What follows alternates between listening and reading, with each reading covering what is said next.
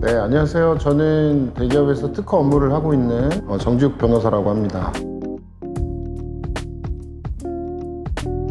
네, 저는 미국 변호사가 이제 주변에서 많은 분들이 계시고 그 분들 통해서 변호사에 대한 어떤 그 꿈을 키웠던 것 같고요. 어떻게 보면은 미국이나 유럽에서 저희가 뭐 가장 큰 영향력 있는 어떤 그런 소송이나 이런 부분들이 있기 때문에 그런 부분에 있어서는 미국 변호사가 굉장히 매력적인 어떤 거라고 생각이 되었고,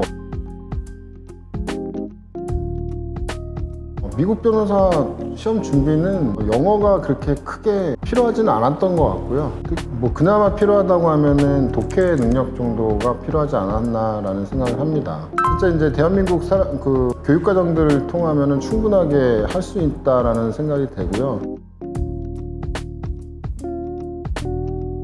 한 달 남은 기간 동안에도 어떻게 보면은 MB는 지속적으로 문제를 풀으셔야 되고요. 그 감각은 끝까지 가져가셔야 됩니다. 저는 당시에 온라인 프로그램 같은 웹사이트를 통해서 데일리로 한 35문제, 많을 때는 50문제 정도 제너레이션을 해서 매일 풀었던 것 같고요. 풀면서 필요했던 부분은 오답노트로 잘 정리를 하고, 그 오답노트를 실제 시험 보기 전날에 그거를 리뷰를 하겠다는 목적을 가지고 만들었다고.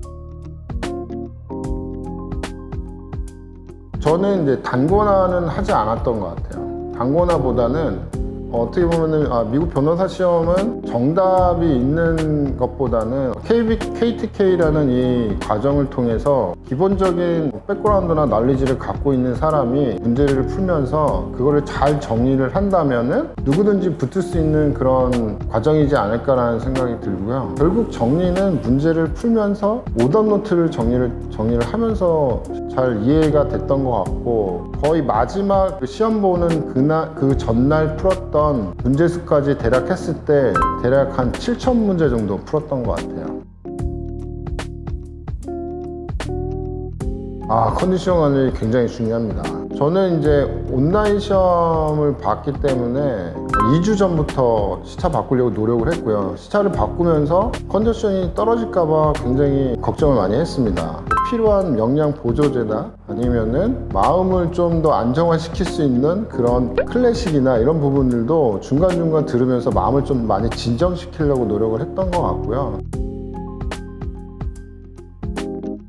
문제를 많이 풀고 반복적으로 풀면서 모든 문제 패턴들을 다 머릿속에 집어넣는 게 가장 효과적이다라고 보는 그런 공부 방식을 갖고 있고요. 그래서 직장인들이 내가 만일에 바브리의 CMR이나 이런 부분들을 완벽하게 이해를 못한다라고 할지언정 문제를 많이 풀면서 그 문제 푸는 거를 통해서 문제 푸는 스킬업 하나랑 그 다음에 룰도 더불어서 가져가시면서 하시는 게 조금 더 효과적이지 않을까라는 생각을 하고 있고요. ME는 저는 이렇게 영작을 잘 하는 그런 영어 스킬 능력이 있는 게 아닙니다. 영어를 제가 생각하는 대로 영작을 할 수 있는, 짧은 시간에 영작할 수 있는 수준이 아니기 때문에 되도록이면 문제 내에서 애플리케이션에 사용할 만한 문장들을 대부분 가져와서 애플리케이션을 했고요. 마지막 MPT는 적어도 10번 이상 지속적으로 써보고 실패해보고 괴로워해보고 그런 느낌을 가져봐야지만 실제 시험장에 갔을 때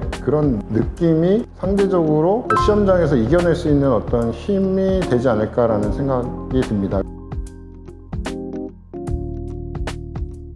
제 인생에서 가장 짜릿하면서도 위급한 순간이지 않았나라는 생각이 드는데요. 첫째 날 ME, MPT 시험을 보고, 당시에 저는 온라인 시험이었는데 그 메모장에다가 썼던 내용을 앤서시트에다가 옮겨 적지 않았다는 거를 첫날 시험 끝나고 발견을 했어요. 근데 어떻게 발견을 했는지도 되게 신기하지만 첫째 날 MPT 시험을 보고 나서 두 번째 MPT 문제를 풀 때 너무 이해가 잘 되고 글이 잘 써져서 순간 약간 흥분을 했습니다. 그 흥분된 상태로 MEE 첫 번째 시간 세 문제를 풀고 있을 때 당시에는 그 애플리케이션이 메모장에다가 일단은 칠 수 있고 그 메모장에 있는 걸 카피해서 답안지 S시트에다가 이제 카피를 해서 제출을 하는 형식인데, 일단 메모장에다가 그 이슈 스파팅하고 답안지를 작성해 놓고 너무 잘 썼다는 생각을 가지고 그냥 그 상태로 제출을 하고 저도 모르게 두 번째 시험을 준비를 한 거죠.